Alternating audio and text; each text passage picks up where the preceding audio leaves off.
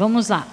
Ela diz: gostaria de saber do palestrante se ele investigou aquele médium do Nordeste que vai nos recôncavos do interior do Nordeste fazer a psicografia. E se as psicografias que ele faz são verídicas, porque ele passa também o RG e o CPF. Eu não sei quem é esse médium do Nordeste que ela está falando, mas eu queria que ela entrasse em contato com esse médium do Nordeste que dá número de CPF, para a gente fazer uma pesquisa para ver se ele topa. Obrigada, Heloísa, pela participação. Alguém mais quer fazer alguma pergunta? Eu sou Raul Franzolin Neto. Primeiramente, eu vejo a mediunidade é uma coisa fantástica. É uma condução nossa, humana, fabulosa, e que iniciou tudo. Toda a comunicabilidade do plano espiritual depende do médium. Kardec utilizou todos os médiuns e, evidentemente, que isso traz toda a estrutura do espiritismo perante nós. Então, não há dúvida de que a mediunidade é fundamental e importante. Então, essa minha colocação, queria deixar ao Guilherme, dizendo que, no meu ponto de vista, isso é importante, a mediunidade, porém, nós precisamos realmente separar o joio do trigo. Perfeito, meu irmão. Só assim eu lhe conhecia. Muito obrigado pelas colocações. É como ele falou. Agora é o seguinte, é um papel da justiça, não é papel dos espíritas. O que cabe aos espíritas é aquilo que Kardec falou, é denunciar. Nós espíritas temos que denunciar e fiscalizar. Esse é o nosso papel. E esclarecer as pessoas. Uma das razões disso estar acontecendo é justamente a falta de leitura do Livro dos Médiuns, um livro tão esquecido na casa espírita. Como é que você vai trabalhar a mediunidade sem ler a parte teórica? Então é muito importante isso. Agora vai falar com a gente o Marco Borges. Bom dia, mesa. Bom dia, Guilherme. Nós estamos de parabéns aqui, pelo momento. Principalmente porque estamos aí falando para o país inteiro, não só para nós mesmos, para o mundo, Mas, Guilherme, eu queria poder fazer uma pequena provocação, para ver se você pode discorrer rapidamente. Você trouxe um assunto sobre a questão da fraude por dentro da psicografia, estendendo isso para todo o aspecto da faculdade humana, da mediunidade, Como é que nós, espíritas, que estamos compromissados de alguma forma com a doutrina dos espíritos, com os princípios dela, podemos trabalhar contra a construção do mito, essa coisa que hoje envolve a questão da pessoa humana, do ego, como o companheiro que me antecedeu. Como é que a gente pode trabalhar isso para procurar eliminar isso do mito em cima de médiuns? Por que a gente tem que recorrer tanto a esse tipo de situação e a gente não conseguir fazer o mínimo do debate dentro da casa espírita, dentro do movimento espírita que tomou proporções absurdas, se a gente for elencar cada caso aqui? Seria essa a minha pequena provocação. Obrigado pela pergunta. Pois é, o que é que a gente vê hoje? É realmente a falta de estudo mesmo, estudo doutrinário de Kardec original, Estudo doutrinário original. É o que está faltando, porque o que a gente vê é as pessoas, como eu disse na palestra, deixam muitas vezes de seguir a doutrina para seguir o médium. O médium é o grande líder. O médium foi mitificado pelas pessoas. Você vê, tem até o centro espírita do médium tal, a casa espírita do médium tal. Quer dizer, o médium, quando a gente vai ler a codificação, Kardec não mitificou o médium. Não mitificou o médium. Kardec deixou muito claro que o médium era uma pessoa comum. Nós é que estamos mitificando o médium, transformando o médium num mito, transformando o médium num semideus. E está errado, porque a doutrina espírita é maior do que qualquer médium.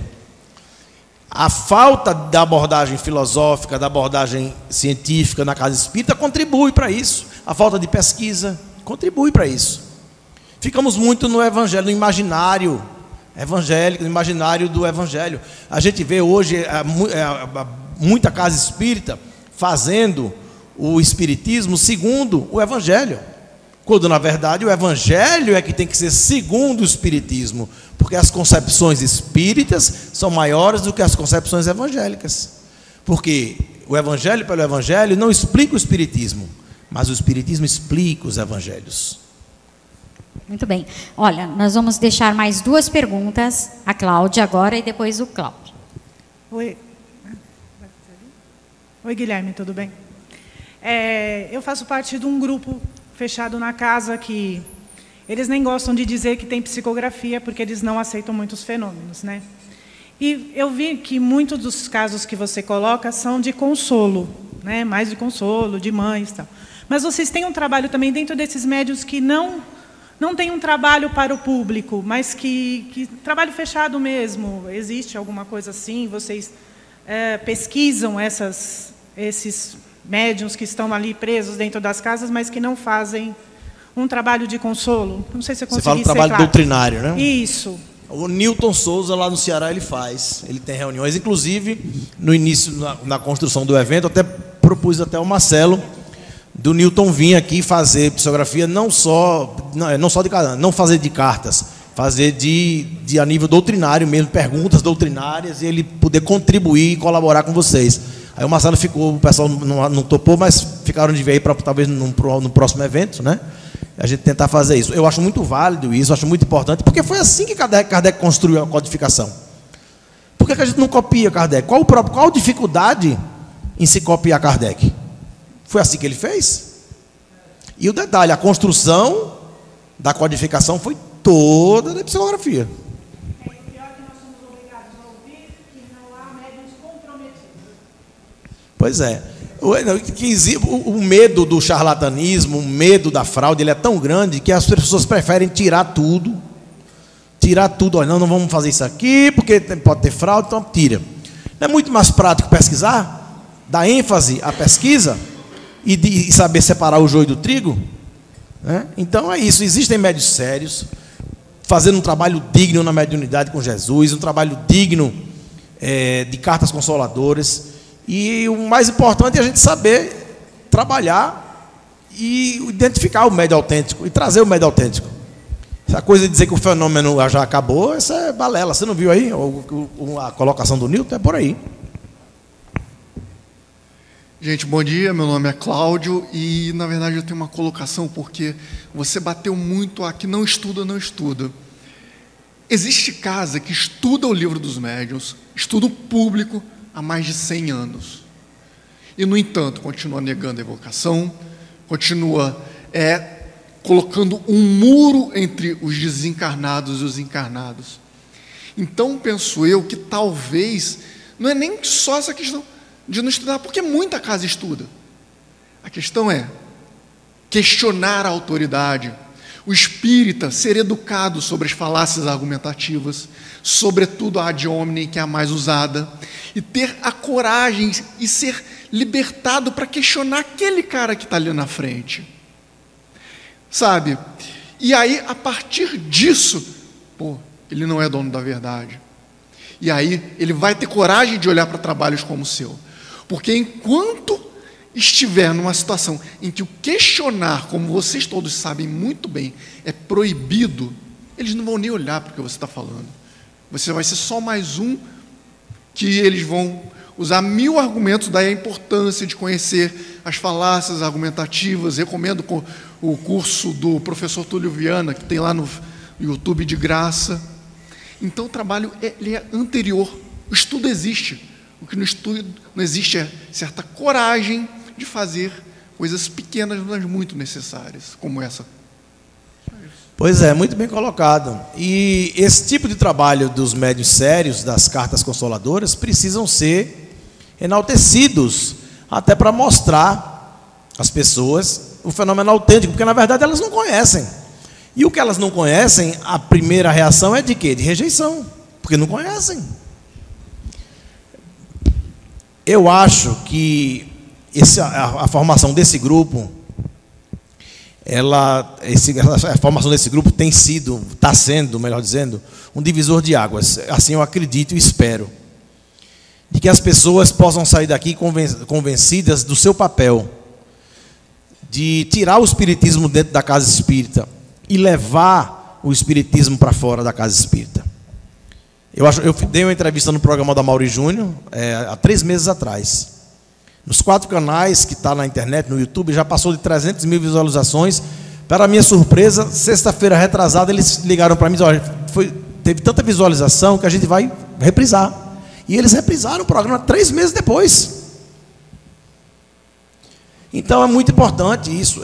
Eu estive nos Estados Unidos realizando trabalho na palestras em igrejas espiritualistas, na Carolina do Norte, em Denver, no Colorado. Na Carolina do Norte eu estive numa casa, eu falei 1h30 sobre Allan Kardec. 1h30. Eles acreditam na imortalidade da alma, eles acreditam na obsessão, quase em tudo que a gente acredita, eles acreditam. Quando terminou, Marcelo, a reunião, a palestra, veio uma senhora e disse, um senhor disse: muito interessante esse autor brasileiro, Allan Kardec, ele tem alguma coisa em inglês? Eu disse: não, ele não é brasileiro não, ele é francês. Francês? Mas nunca ouvi falar. Ele mora em que cidade da França? Porque eu estou indo para lá agora, esse mês que vem, então já morreu. Aí porque o pessoal não sabe. Aí veio um casal de velhinhos lá, que era o pessoal do sul dos Estados Unidos. Agora o americano, ele só conhece mesmo os Estados Unidos. Eu morei 2 anos lá, eu posso falar, conheço bem. E no sul principalmente. Aí teve um casal até engraçada. Aí veio uma senhora e um senhor, já uma certa idade. Aí ela olhou para mim e disse: você vê muitos índios lá perto da sua casa no Brasil? Tinha índio lá. Então assim, o pessoal não conhece. Nossa, gente, o nosso tempo está apertado. Queria agradecer as participações dos presentes e dizer: não acabou, né? Não acabou. Ela pode continuar a discussão lá no nosso grupo ECK do Facebook. Você ainda não está inscrito? Está perdendo tempo. Faça a sua inscrição e participe dessa discussão, desse debate e muitos outros que tem lá. Bom dia a todos. É um prazer muito grande receber vocês aqui no Manuel Bento, tá bom? Mas eu queria... Posso abusar mais um pouquinho? Pode, faça aquela pergunta. 2 eu quero fazer, na verdade.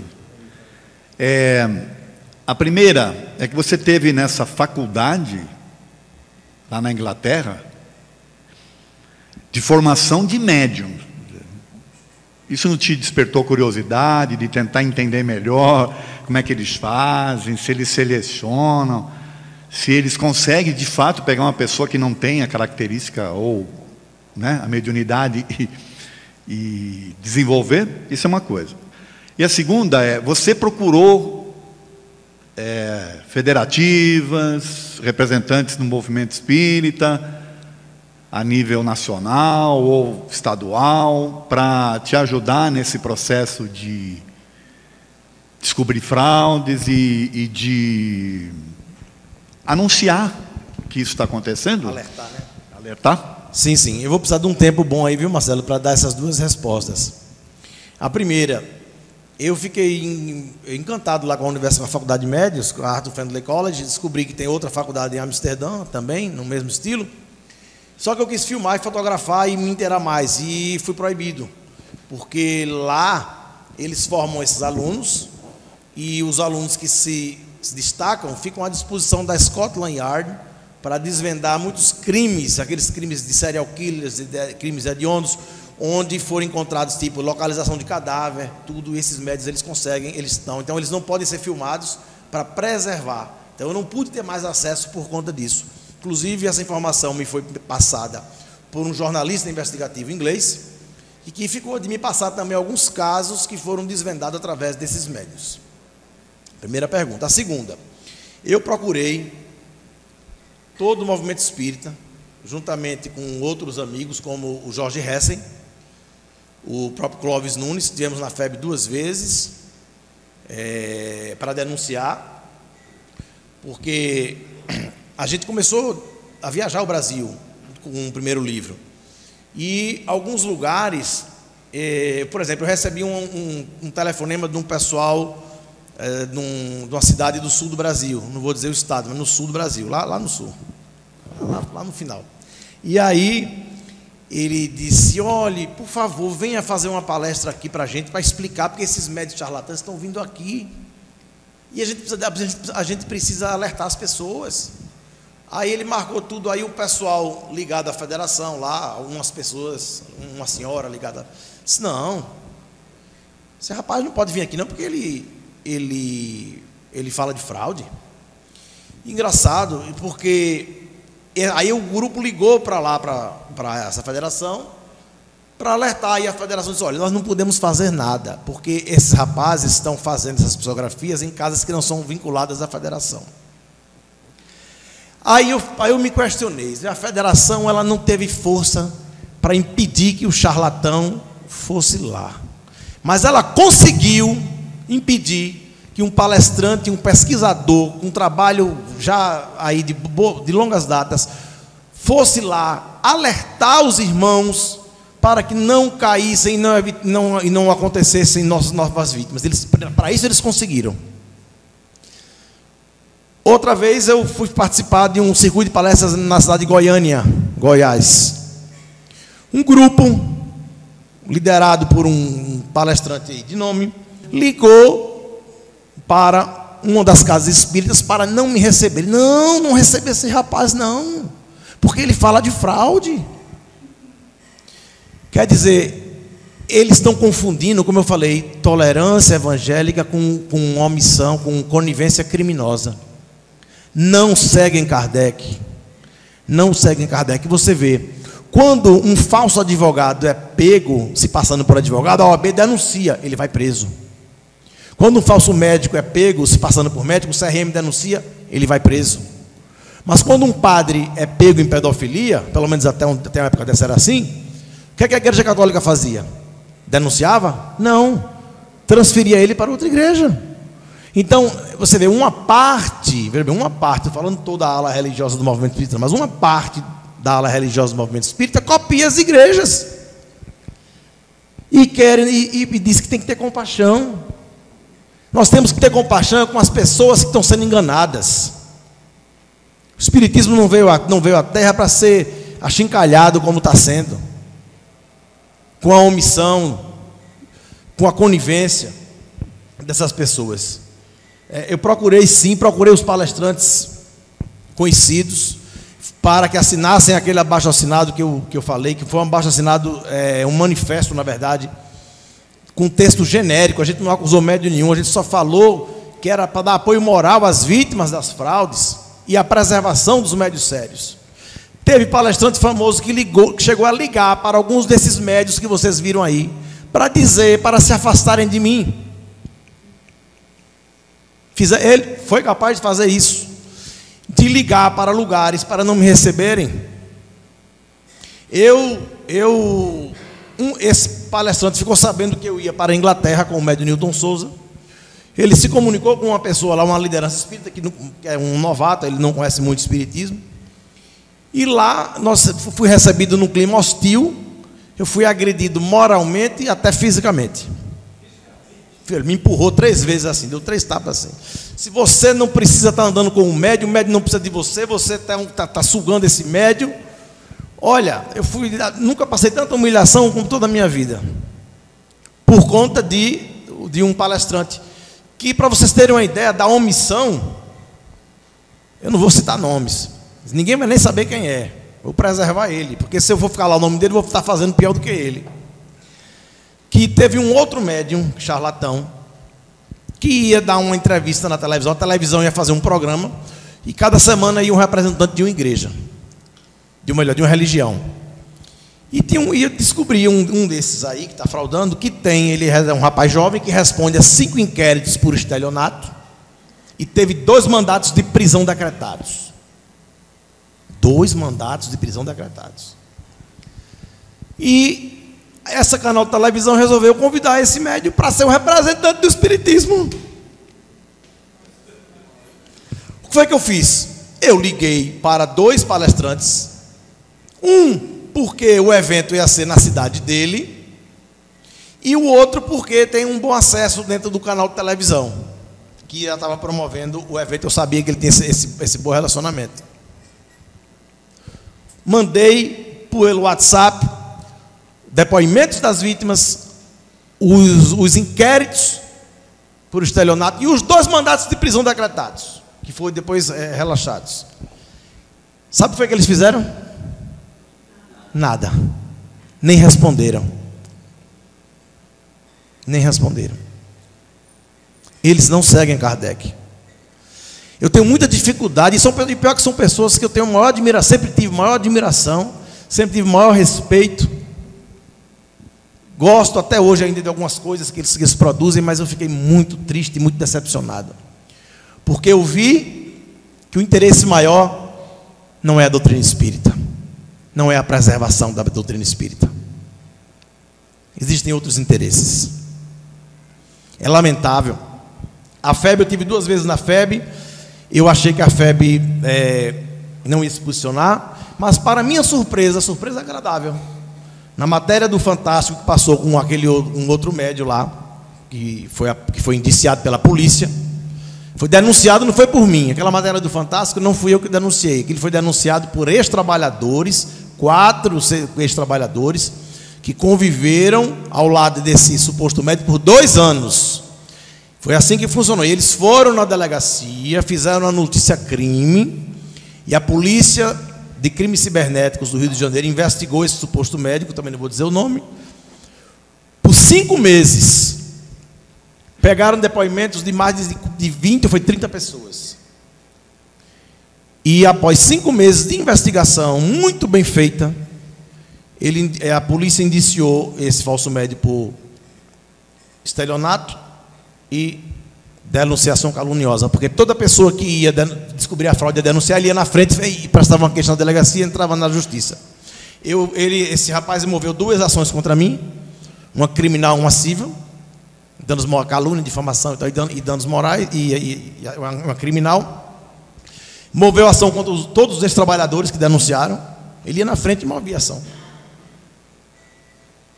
E aí teve a primeira audiência recentemente, mas como a verdade veio à tona, né, eu tinha todo o depoimento, tinha tudo lá, teve que fazer um acordo. Eu, como também não tenho interesse em prejudicar ninguém, aí eu topei, aceitei o acordo, foi feito o acordo, tudo bem. Terça-feira vai ter a audiência civil, mais uma.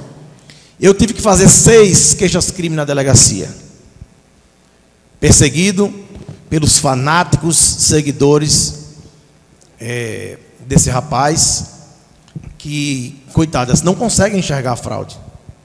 Não conseguem enxergar a fraude. E na matéria do Fantástico, para minha surpresa, a Globo vai entrevistar o presidente da FEB. E ele diz que o rapaz está cometendo um crime. Chama o médium indiciado de criminoso. Eu achei surpreso e fiquei muito feliz com o posicionamento do presidente Godinho da FEB. Isso a gente tem que ressaltar. A gente tem que criticar quando tem que criticar, mas quando a coisa é certa, a gente tem que realmente reconhecer. E eu reconheço. O posicionamento dele foi muito coerente. É isso, gente. Muito obrigada, Guilherme Velho. Ele trouxe o livro dele, o último livro dele, que será vendido após o nosso painel, que é a nossa mesa, que não é tão redonda, mas que o Edson não vai falar, tá, gente? Porque ele comeu a vez dele, dando a vez para o Guilherme Velho responder. Muito obrigado, Guilherme.